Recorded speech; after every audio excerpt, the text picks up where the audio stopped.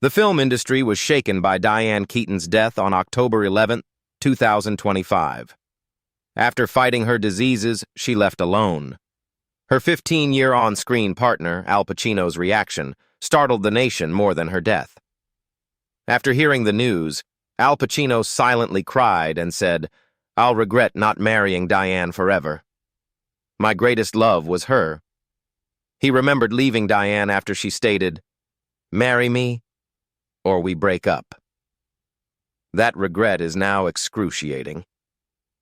Pacino missed Diane's funeral but kept her memories in his heart, including old photos, handwritten notes, and modest gifts. Maybe each souvenir reminded him that Diane never left. Diane's funeral had what sorrowful scenes? Who paid their last respects? Watch the video to find out on October 11th, 2025, in Los Angeles. Sunshine streamed through towering leaves onto the road before Diane Keaton's imaginary mansion on a soft, clear day. The house was silent as usual, with only breeze and birdsong. But something unexpected disturbed that serenity inside. At 8:08 a.m., emergency dispatch received a brief call, person down, 3 cold, weighty words. Rescue 19 promptly left, unaware that they would enter a legendary American film star's home in a few minutes. The iron gate was locked and quiet when paramedics came. A woman opened the door and let them in. In her room, filled with light for reading scripts and journaling, Diane Keaton was found unresponsive. No debris or broken objects were surrounding her. There was only dense quiet. Diane Keaton died at 79. The word circulated swiftly, but her last health state was kept confidential. Her family confirmed her dramatic health downturn, but did not explain why. In the days that followed, journalists and fans pieced together facts. Diane discussed her skin cancer fights, food issues, and weak appearance, but no one could prove this was related to her final mourning. Like sunlight streaming through her mansion's leaves, every detail was unclear. Brilliant, yet shattered. Shaken Hollywood. From Woody Allen to Nancy Meyers, Diane's collaborators remembered her smile. Her innate elegance, fedora slightly cocked on her hair, was unmatched. Despite the accolades, a gap existed. Who first noticed her fall? Who asked for help? Why did everything happen quickly and quietly? No one knows for sure. Diane's issues will be discussed later in the video. Let's move on to Diane Keaton's funeral, where a legend died. Soon, Diane Keaton's funeral occurred. The family chose a modest beach yard where ancient olive trees whispered with the breeze, as if nature maintained Diane's memoir promise. Her family, including her 2 adopted children, Dexter and Duke, chose this calm corner apart from the Hollywood spotlight she had conquered but never let define her. On October 14, 2025, 3 days after her death, the film industry remembered the lady who redefined comedy and endurance. Wordless anguish filled the air as the first guests entered the wrought iron gate. Bette Midler, Diane's First Wives Club partner, arrived first with a gray scarf covering her teary cheeks. She clasped Carol Bayer Sager's hand, who had seen Diane's weakness in her final days, whispering, "She never feigned, never competed. Simply Diane, with her wicked smile." They sat in the front row with lavender stems from Diane's old garden, reflecting her consistent simplicity. An ancient piano played Annie Hall, Diane called the laughter of my soul, without a large orchestra. The family was the ceremony's warm circle in the salty sea breeze. Dexter, the 29-year-old daughter with her mother's eyes, stood first, terrified but determined.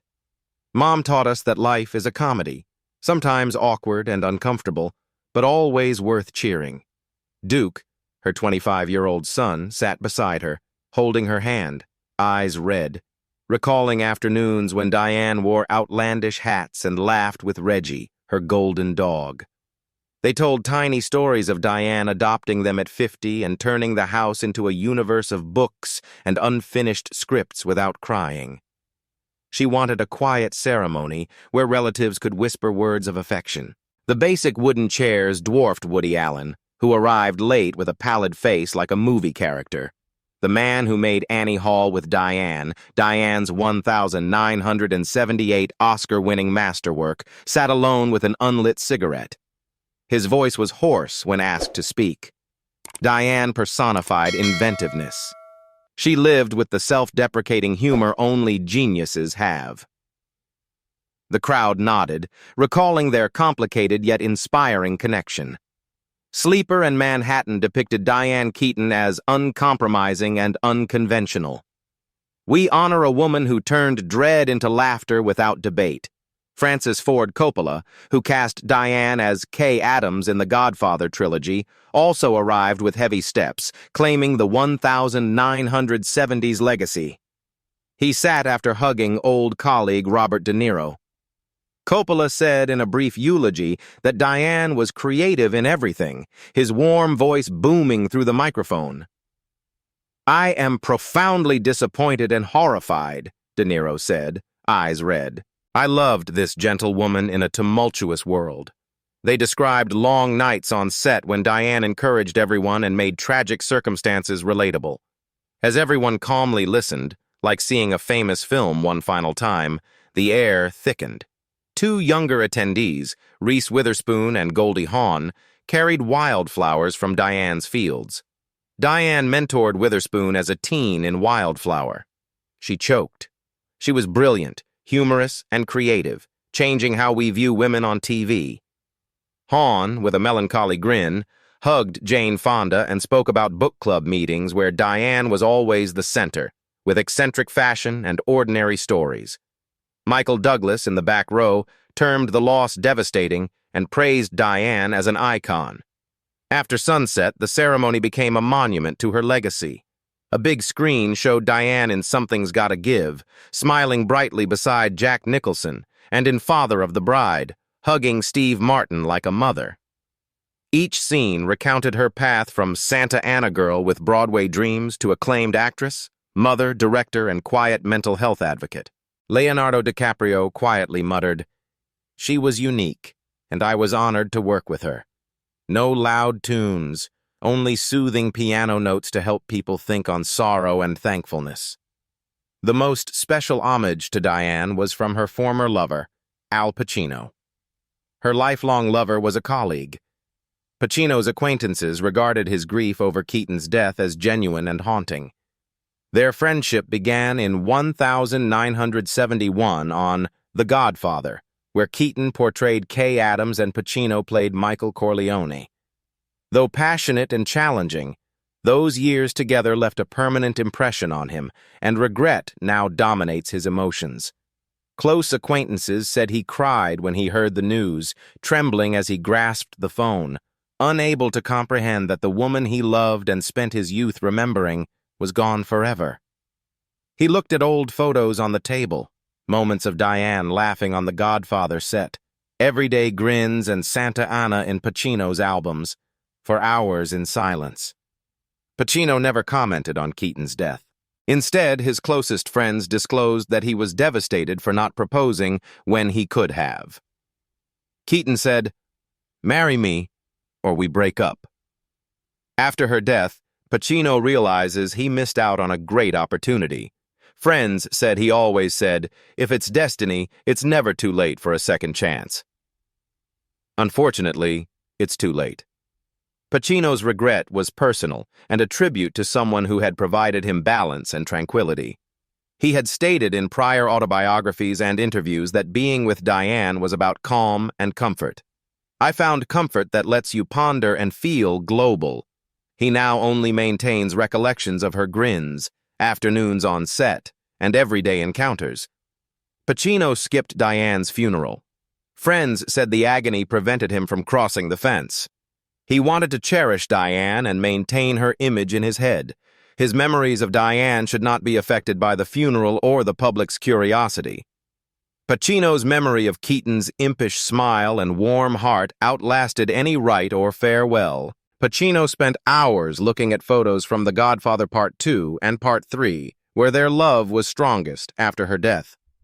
A close friend said he was disturbed by recollections of their years together, from exhausting shoots to the ordinary everyday moments that Keaton always made memorable.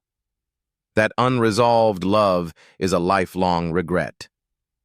He browsed her old notebook for handwritten scripts, blue ink notes, and daily doodles. He once cried at Diane's remarks, "Remember to smile even when everyone is against you." This silver bracelet Diane gave him for Christmas 1975 was also cherished. Pacino imagined her warm, naughty voice every time he looked at it. Pacino gave an impassioned tribute to Keaton during the 2017 AFI Lifetime Achievement Award. "I adore you forever." He said goodbye to Diane as a belated way to show that she was more than a star to him, his greatest love and an irreplaceable part of his spirit.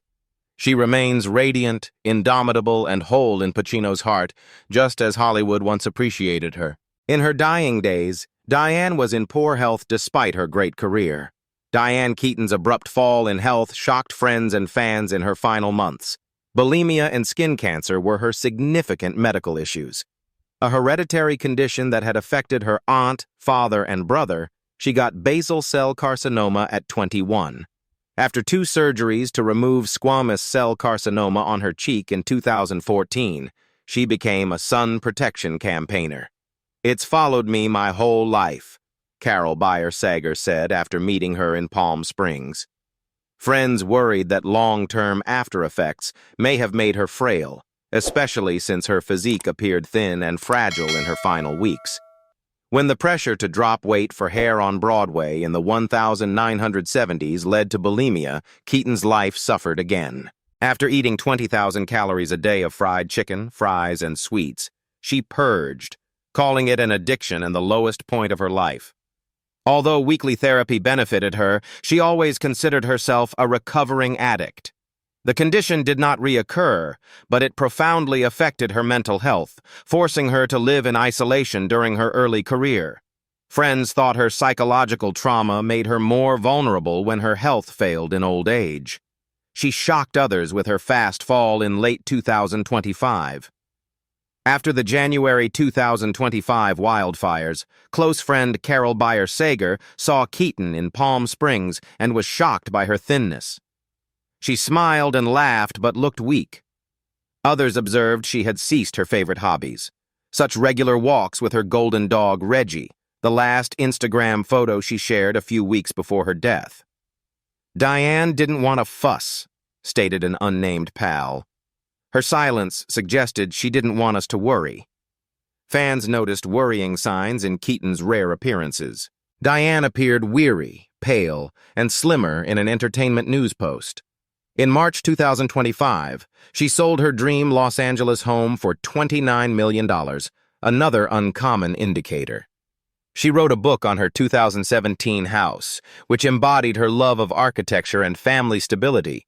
Friends thought her selling was unusual, suggesting she changed her lifestyle due to health or mental illness. She adored the place and stated she would live there forever with Dexter and Duke, a source added. With her fewer public appearances, she may have sensed her body withering, but decided to face it alone. The Los Angeles Fire Department responded to her residence at 8:08 a.m. on October 11th for medical help. She died in the hospital after transport. Diane Keaton, 79, died in Los Angeles on October 11th, 2025. Her death devastated fans and the film business. Her legendary roles and relentless artistic endeavors will go on. For years, people have wondered why Diane Keaton never married. Despite passionate partnerships with outstanding men like Woody Allen and Warren Beatty, her nearly 15-year love affair with Al Pacino haunted her and kept her single. She rebuffed proposals because her intense yet sad connection with Pacino shaped her heart and made her feel like her heart had been given to one person and could not open again. After she died on October 11, 2025, this love story continued in stories and recollections.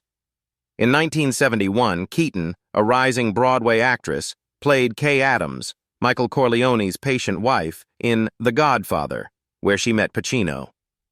Keaton was immediately drawn to Pacino's insane beauty and fire-like energy. She stated Pacino was everything to her, from long conversations to dramatic silence times on set. They fell in love while filming The Godfather Part 2 in 1974, when art and great goals aligned. They walked around New York hand in hand, as if Hollywood were their backdrop for their love story. They had a rocky relationship throughout the 1970s and 1980s, a passionate tango with breakups and reconciliations, like scenes reshot for perfection. Keaton adored Pacino from the heart, from laughing at his jokes to silently hearing him dissect Shakespeare.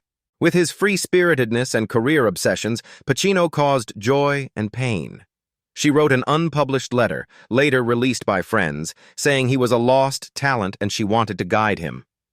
However, her freedom made her want a lasting promise, which Pacino could not deliver. Keaton dreamed of a household where she could be herself without a theatrical hat or spotlight throughout those years. In 2017, she told people she wanted Pacino to build a house with children's laughter. Despite adoring her, Pacino was preoccupied with his work and freedom.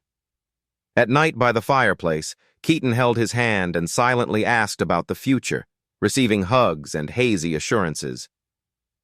"He loves me, I know, but he can belong to no one," she regretfully told a close friend.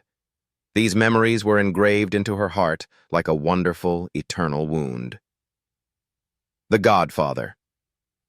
Part 3, 1990, their final film as Michael and Kay, was the peak of their relationship. The emotional scenes made Keaton feel like she was reliving their love. She wanted Pacino to change and establish a future together.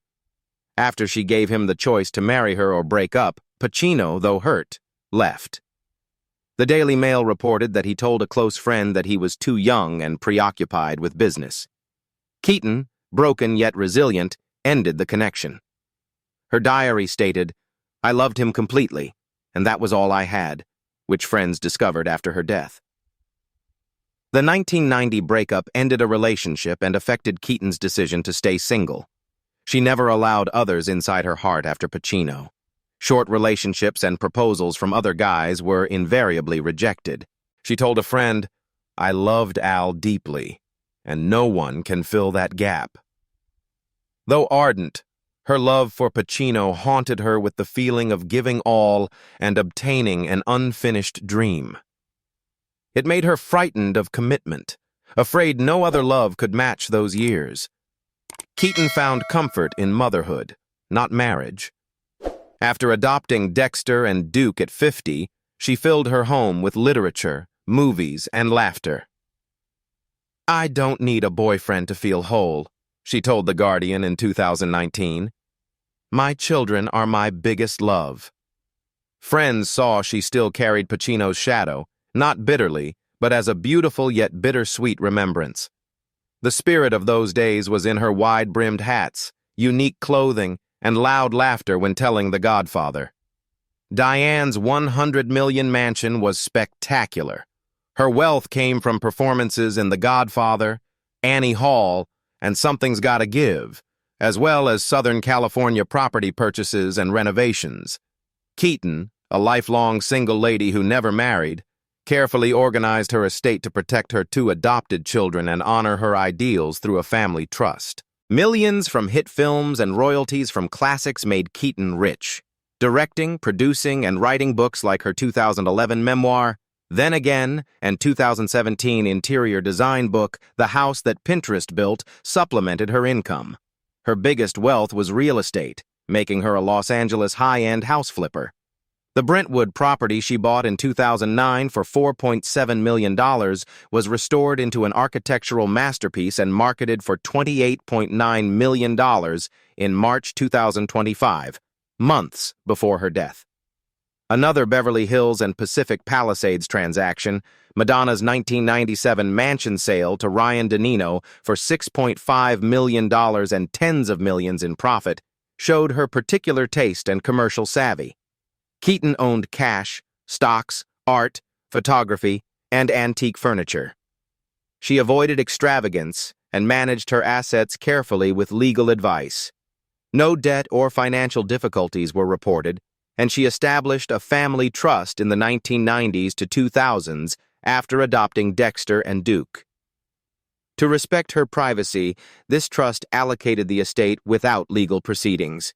Keaton's estate was mostly committed to her adopted children, Dexter and Duke, her greatest love of my life. Veterinary technology graduate Dexter, who lives discreetly, posted memories of his mother on social media as Duke pursued music with her encouragement. Besides family, Keaton left a tiny amount to charity. Diane Keaton's funeral was solemn and personal, attended by family, friends, and famous co-workers. She was remembered for her humor, charm, and her endurance. Keaton's film career and impact on American arts were honored by colleagues in moving tributes. The funeral was crowded with condolences, flowers, and anecdotes of her remarkable life, showing how much people loved this renowned actress. Al Pacino, her longtime partner, said Diane Keaton, "The only one I ever wanted to marry." From my perspective, Diane Keaton's passing and Al Pacino's haunting regret reveals something profoundly human about love, ambition, and the quiet price of choosing one over the other. Beyond the beauty of their decades-long connection lies a question that touches everyone who has ever loved deeply. What do we lose when we believe that time, talent, and passion will wait for us to grow ready? To me, Keaton and Pacino's story is not simply about fame or failed romance. It is about two souls who met at the intersection of brilliance and fear. Both were defined by art, by the intensity of creation, by the hunger for meaning, and perhaps that very intensity left little room for permanence. In that sense, I see their relationship as a mirror of modern love, passionate yet unstable, intimate yet burdened by independence. Keaton's longing for commitment and Pacino's fear of it reflect a universal conflict between freedom and belonging. What moves me most is Pacino's late confession, his realization that regret can last longer than love itself. Many people spend their youth believing that success and passion will fulfill them. Only later do they recognize that emotional connection, once lost, cannot be replicated by fame or work. His sorrow reminds us that no career triumph can compensate for unspoken words or postponed promises. I think this is one of life's cruelest lessons, that the moments we postpone for someday often never return. Diane Keaton's life, on the other hand, speaks of self-reliance and quiet courage. She built a legacy not by conforming to expectations of womanhood or romance, but by crafting her own version of fulfillment. Her decision to adopt children late in life and live independently was not a rejection of love, but an embrace of self-definition. She proved that solitude need not be emptiness. It can be strength, if chosen with clarity. Yet I also believe her story exposes a truth about emotional cost. Behind her wit and elegance was a lifetime of managing vulnerability, an artist who turned personal pain into charm and fear into humor. Her lifelong struggle with body image and health reveals how even the most radiant individuals carry private battles unseen by admirers. To me, this duality, public brilliance and private fragility, is what makes her legacy so deeply human. As for solutions or lessons, I think her life and Pacino's regret together form a quiet manifesto. Love must be lived, not imagined. We should learn to express affection before pride or uncertainty silence us. Artists, dreamers, and professionals alike must remember that emotional presence is not a distraction from greatness. It is part of it. Emotional maturity should grow alongside ambition. If anything, Diane Keaton's departure should inspire us to value sincerity over perfection and vulnerability over control. The film industry often glorifies eternal youth, flawless beauty, and endless productivity, but Keaton's journey reminds us that authenticity leaves a deeper mark. Her laughter, her awkward grace, her refusal to fit molds, these were acts of rebellion far greater than any scripted performance. In the end, I see her life as a dialogue between art and emotion, and Pacino's remorse as its unfinished sentence. Together, they remind us that love, when left incomplete, becomes both memory and lesson. And perhaps that is the truest legacy of all. Not immortality through film, but the enduring human reminder to love fully, fear less, and never assume there will always be another chance.